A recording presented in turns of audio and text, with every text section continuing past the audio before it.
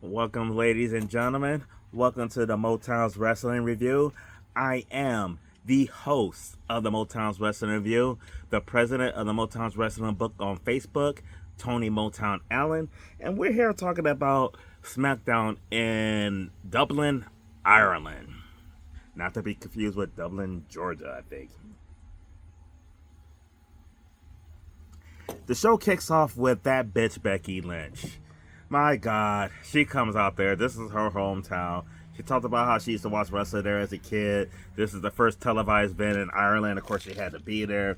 And then she turned on the fans in Ireland, the hometown fans. They don't deserve this shit, which they don't. You know, Big Time Bex is right about that fucking bitch. But she just goes on and on and on, just ranting and raving. Reminded me of why that bitch I didn't like. Now, I know the last time I talked about Becky Lynch, I said she moved up to number 2 on my list. Now, she dropped down back to number 3, facing number 4. Her rant, promo, bullshit reminded me of why I don't like that bitch Becky. Irritating to listen to. Just annoying as fuck. But then we had titty time. Tiffany Stratton interrupts Big Time Bex, that big time bitch. Interrupts her fucking rant on the fans and the crowd and Laura Valkyrie, because the fans start chanting, we want Laura, and she reminded everybody like she ain't getting another shot at the title, which she ain't. Good point, Beck. That fucking bitch. But Tiffany came out and everything, talking about Becky Lynch and playing up to the hometown crowd, being the little typical bullshit baby face. I love Tiffany, but then she needs to be a goddamn heel. Then out comes Nia Jax. Nia Jax come out telling Tiffany, no, don't worry about Becky Lynch. She don't even go here. You got bigger problems on your hands. Then she sucker punch Tiffany. And then she tells Beck, like, get some of this too, and them two start double teaming her. And then out comes Jade Cargill to make the save on Tiffany for Tiffany Stratton. Of course, this leads to Nick Aldis coming out, and we got us a tag team match, player. That's right, Teddy Long himself. I mean, Nick Aldis himself booked the tag team main event. He apparently had to get permission from fucking Adam Pearce to book this match. I don't know why he needed permission from Adam Pearce to book a match on his show. The bitch showed up on his show and she don't even go there. So it ain't up to him what fucking main event is. But we're gonna have big time bitch Becky Lynch and Nia Jax taking on it's titty time. Tiffany Stratton and Jade Cargill. And guess which team I will put it on like this? Granted, as nice as Tiffany Stratton's tits are, and then you got Jade too as well. Let me not get cut off YouTube. And in our first match of the night, we have Melo Don't Miss versus the Motor City Machine Guns, and Melo Don't Miss had a little run-in with Melo had a run-in with the Motor City Machine Guns that Miz interrupted and everything, where they're basically talking shit about, like, the Miz and everything. And Melo pointed out how the Miz is the smartest person out there. I'm not sure if that's like a little backhanded compliment. It kind of seemed like, he said it, but he didn't really fucking mean that shit. But then the match itself, start off with Melo trying to start it off, but the Miz intervened, making him get out of the ring and everything. He's going to do the match. Still a pretty decent match between the two. Melo did tag himself into the match, got involved in the match. I did like Melo with the Motor City Machine Guns and everything. I think they really gelled well. Melo is him. He's definitely him. But he did most of the work. Miz tagged himself in, got the win. Melo's kind of looking at him funny because, once again, the Miz just kind of interjected himself into the match and stole the win that Melo was about to pick up, though. But overall, pretty decent match, though. Next up, we have Charlotte Flair taking on Piper Niven with the Secret Harvest at ringside. And, of course, Charlotte Flair has her little bestie, 5 feet of Fury herself, can suck your dust while standing up. Alexis Bliss. Oh my God. You talk on it about Chelsea Green could get it. No doubt about that. And Chelsea Green was over like a motherfucker. This match between Charlotte Flair, the GOAT, and Piper Niven, you had people chanting Chelsea's Green name. That's how over that bitch is. But Charlotte and Alexa Bliss, 5 feet of fury with 6 feet of greatness, I will put it on the both of them like gosh. Pretty decent match. No, I did. I mean, Piper Niven could definitely go. People sleep on Piper Niven, but she could definitely go. And Charlotte's the GOAT and everything, so this is definitely a good match. But with the help of Chelsea Green, little outside interference, done well behind the referee's back and everything. If you're going to cheat to win, and that's what they did. She helped Piper Niven get the win over Charlotte Flair. Pinned her in the middle of the ring. 1, 2, 3. Shock the ever-loving fuck out of me. Pleasantly, though. Definitely didn't see Charlotte losing this match at all. I mean, when they booked this match, I'm like, she's going to dog walk Piper Niven. I was actually happy to see Piper Niven get this win and everything. I mean, she did win dirty and everything, but she definitely could use this and everything. And I guess they refer to, I guess Charlotte Flair and Alexa Bliss are referred to online as Charlexa or something, but Charlexa will be taking on the Secret Hervers next week for the women's tag team title following this win, though. So, looking forward to that. This was very entertaining. It was shocking and very entertaining all at the same time. So, I really, really did enjoy this a lot. And then you had the never seen 17, the self-proclaimed, and in the eyes of Triple H and Vince McMahon, the greatest of all time, John Cena, gracing Dublin, Ireland with his presence for the last time. Until the next time. Because even after this year is over and he's done wrestling, you know you're going to see John Cena in a match or two here or there. You know he's going to be making appearances. You know he's going to be pulling his Hulk Hogan in the business till he fucking have a heart attack and die. R-I-H-H-H. But he's out there cutting a promo and everything, talking about Dublin, Ireland and everything too, because this was the first televised event in Dublin. No, they have been in Dublin, Ireland quite a few times and everything, but it was Dublin only got house shows until now. But then while John Cena was out there cutting his promo and everything, Logan Paul comes out. Logan Paul talks about he's sick of people calling him an outsider. He's been doing this shit for 4 years, been doing it longer than some people have been doing it now, and how he's like done this and done that and just bragging about himself and everything, and then talking about John Cena roasting his ass and everything. And then John Cena got the mic.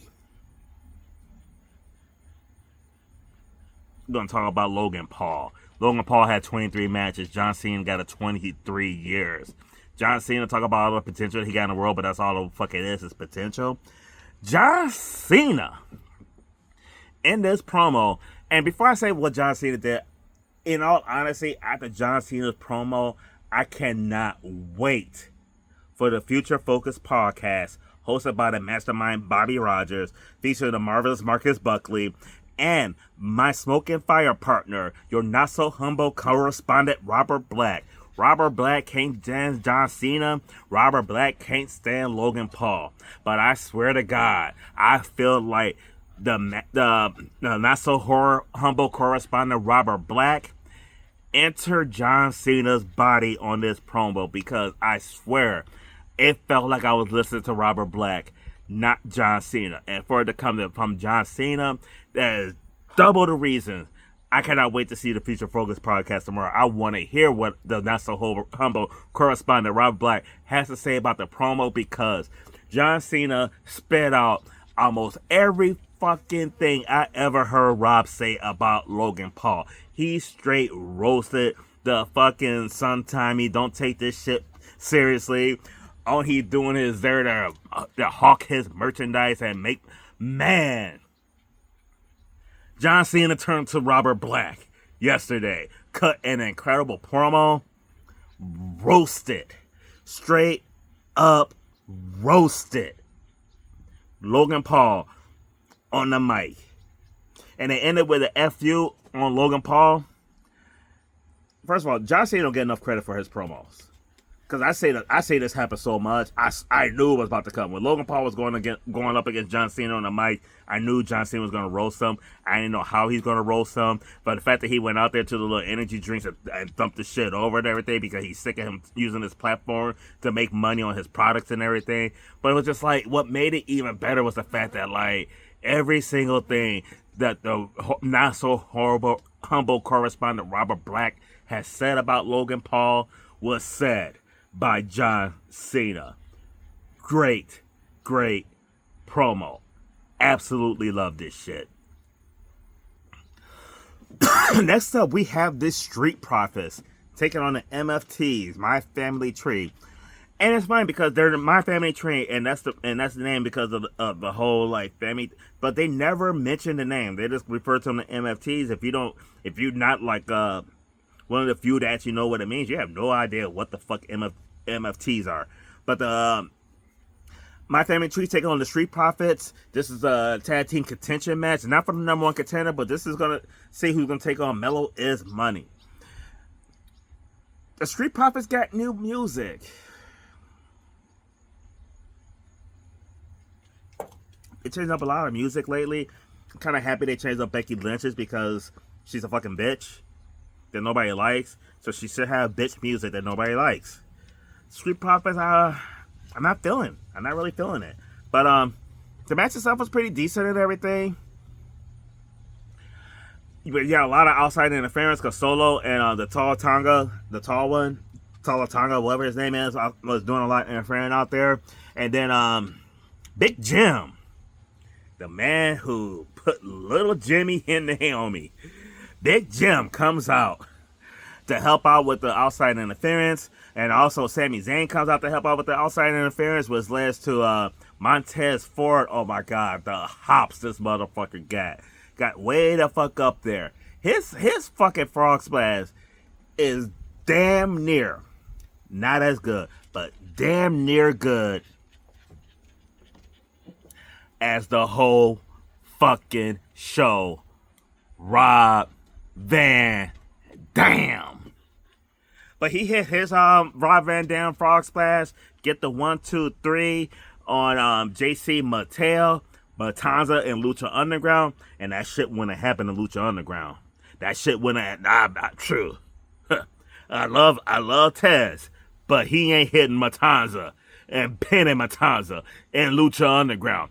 That's for motherfucking sure. But he did it on SmackDown. Good win for the Street Profits. We're gonna get them versus Mellow Is Money next week to see who is gonna be the number one contenders for the tag team titles. Our next match is Aleister Black taking on either R-Truth or Ron Killings, but Ron Killings, R-Truth. Actually, it was R-Truth. R-Truth showed up on the camera. My bad, dog.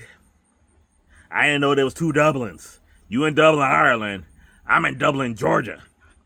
But I made a call. And your opponent now is, and out comes Damian Priest. And of course, Damian Priest, good friends with Ron Killings, R-Truth. Them two start fighting. They fight them way out of the ring and into the back and everything, so we never had a match.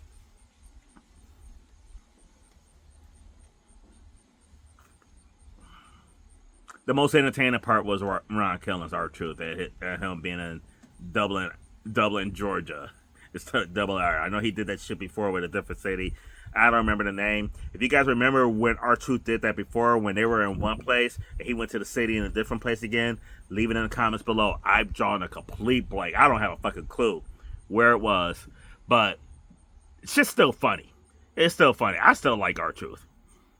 I like to see more Ron Killings. I mean, I thought we was going to get more Ron Killings since he returned, but I still love R-Truth.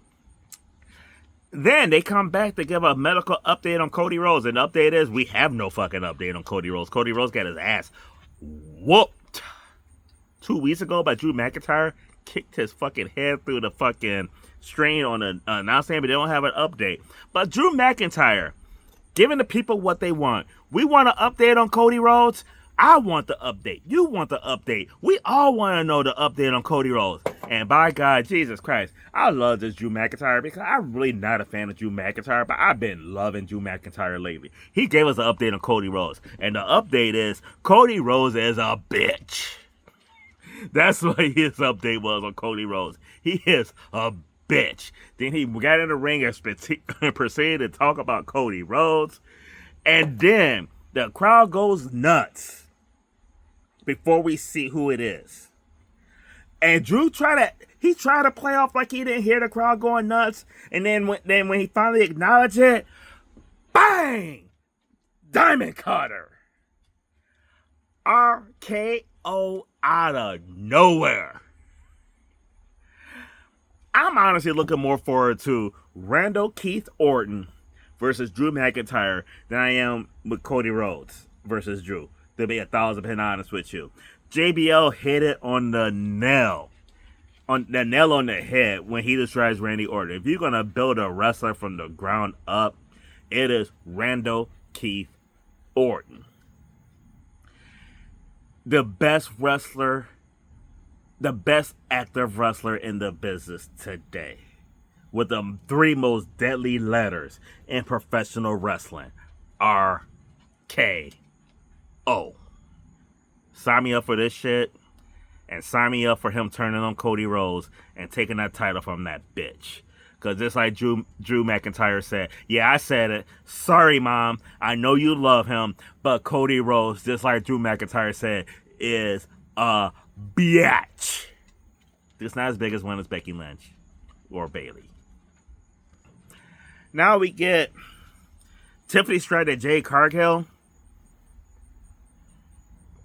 teaming up against Nia Jax and Becky Lynch of all people. Interesting team.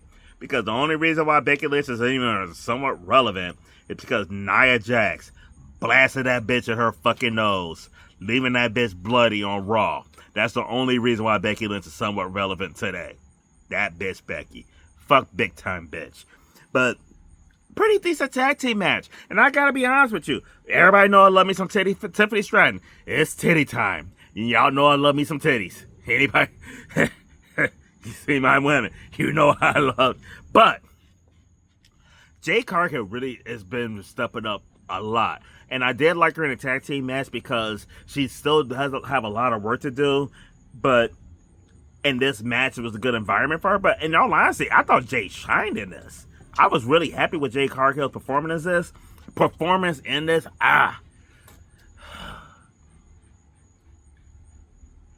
Little Jameson's kicking in, I think.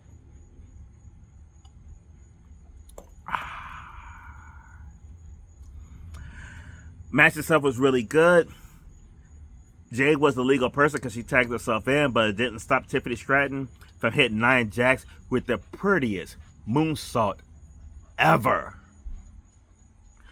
But since Jay was a legal person, she jumped in and everything. She hit Nia Jax with the big splash after the prettiest moonsault ever, which was kind of cool that she added that to her repertoire because I don't really see her being able to hit Nia Jax with the jaded, especially if you have a thing where like Nia Jax is dead weight on the ground to like get her for that. So I did like the audible for the finisher on that, and she gets the win.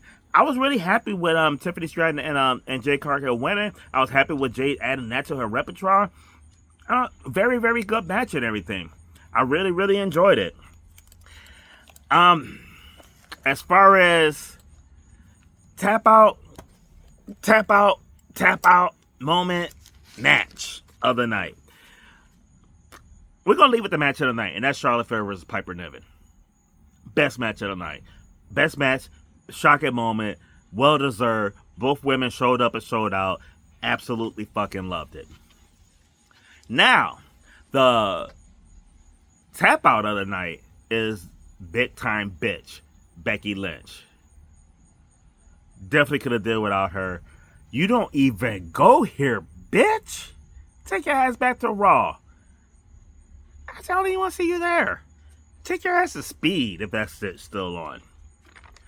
And the moment of the night, in all honesty, was John Cena's promo on Logan Paul. Without a doubt, the best moment of the night. But the show closed out with Nick Aldis trying to let John Cena know he just talked to Brock Lesnar, got an update, and then BAM! Logan Paul knocked him the fuck out. The only thing he was missing was like send on him like Smokey for Friday. You got knocked the fuck out. Nice way to end Raw. Keep you suspended. Keep the suspense going as far as what was going on with Brock Lesnar, though. Hey, I enjoyed SmackDown and everything. This was a Dublin, Ireland, so it was really cool and everything. And actually, first televised event in Dublin, you guys did pretty good and everything. Hopefully, they come back there sometime soon and everything. But when they go back, leave that fucking big time bitch on fucking Raw. That's all I have for you today. Make sure you like my video and subscribe. If you're on Facebook, make sure you join the Motown's Wrestling group on Facebook. This weekend, we have Forbidden Door going against Heatwave for NXT. I know a lot of people's giving WWE shit for running an event the same time as AEW. You know what?